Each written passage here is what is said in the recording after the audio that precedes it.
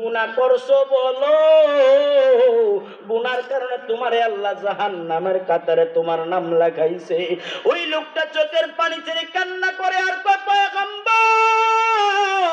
ও মুসা পয়গম্বর, এমন গুনাহ রাত্রি করলাম, গুনার কারণে হঠাৎ করে অনুতপ্ত হইলাম। হায়রে, আমি তো গুনাহ করলাম, আমি তো জাহান্নামী হয়ে গেলাম, জাহান্নামী।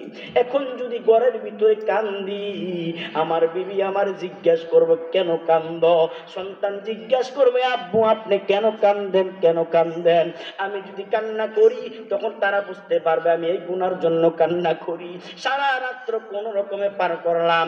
সারা রাত্রটা যাওয়ার পরে সকালবেলা আমি বের হয়ে গেলাম কান্না করতে করতে। এমন জায়গায় যাব যেখানে কেউ নাই, কেউ নাই, কি আছে?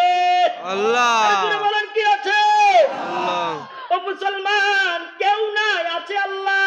দুনিয়ার সব ধ্বংস হয়ে যাবে, যিনি ছিলেন আছেন, ঘুমান না, তিনি কে?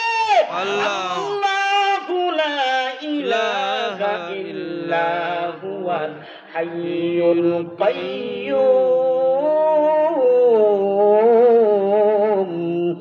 লা তা'খুযুহু সিনাতু ওয়া লা নাওম।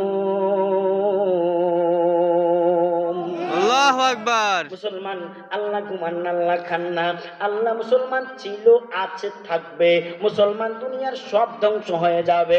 ওই ব্যক্তি ডাক দিয়া কয়, ও পয়গম্বর, আমি যেই ঘরের ভিতরে কান্না করলেন, সন্তান আমার ডিস্টার্ব করবে, বিবি আমার গুনার খবর যাই না ফেলবে, এই জন্য ঘর থেকে বের হইয়া সোজা পাহাড়ের উপরে ওঠার চেষ্টা করলাম। ওইখানে কেউ নাই, আমি কান্না করলে কেউ আমার কান্না শুনবে না।